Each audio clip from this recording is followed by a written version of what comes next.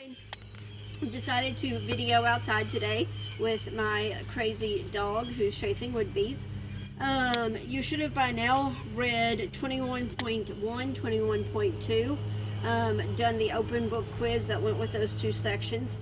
Today you're going to read 21.3 about JFK. Just a couple of things I want to point out. JFK becomes president. On page 349 you read about the Bay of Pigs and the Cuban Missile Crisis. For those of you who were here last year, and hopefully you can remember back to last year when I had you read that extra information about the Cold War and answer questions. And if you'll remember, during this time, school kids were practicing drills for what to happen if a nuclear bomb was set off. So it was a time of major tension in the United States because people were worried about a nuclear bomb being set off. If Cuba ended up with nuclear power, they're 90 miles off the coast of Florida. They could wipe out a huge section of the United States. When we get back to school, remind me and I'll show you a book I have that we found in my grandparents' house that has a map of the fallout of if a nuclear bomb did go off, and it shows how to build shelters and the best type of shelter to build. It was printed in this time period, so it kind of gives you an idea of how tense everything was in the U.S. at the time. Also on page 349 you have the blue box. Be sure to read it, describing the difference between a liberal and a conservative. Then on page 350 we get into the civil rights movement and JFK.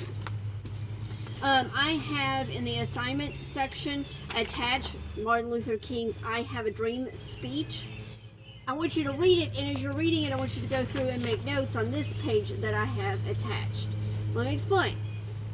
An allusion is a reference in a speech or some other literary device to some other thing, some other literary device or something. So the first one here is biblical allusions. So as you're reading over Martin Luther King's I Have a Dream speech, if he mentions anything that happened in the Bible, a scripture or a story or something that happened in the Bible, you're going to write that part of the speech right here. Now, if it's really long, you can write a shortened version of it, just enough to let me know what's going on. Bullet points so that I'll know where one starts and another one starts. You're not actually going to be writing it, you're going to be typing it, but you get the point. If it's something historical, you'll put it here in the next column where it says historical events or allusions. Then this next column, if it's something emotional, like he wrote it just because he wanted to either convey his emotions or he wanted to convey get other people to feel a certain way, you would write it here. Also, if he makes any mentions of the past treatment of slaves, it would be in this section right here that you would write it. Down here, you're going to write any mentions he makes of interracial harmony. The two races getting together. I can't remember word for word what it is right now, but the part about his 4 little children being able to play with other kids, that would fall under interracial harmony.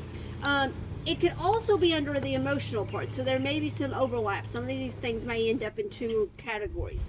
And then anything that has to do with nonviolence. Martin Luther King was all about settling the problems between the different races in a non-violent way. So anytime he makes any mention of non-violence, that goes here.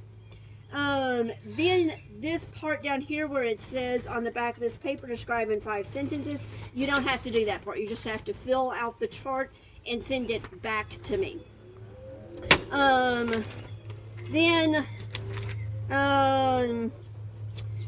Goes back, after it talks about the civil rights movement, goes back to talking about JFK, the New Frontier, his welfare program, and then, of course, President Kennedy's assassination.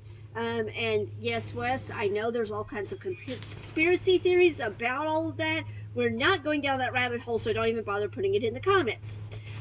See you tomorrow when we pick up with chapter 22.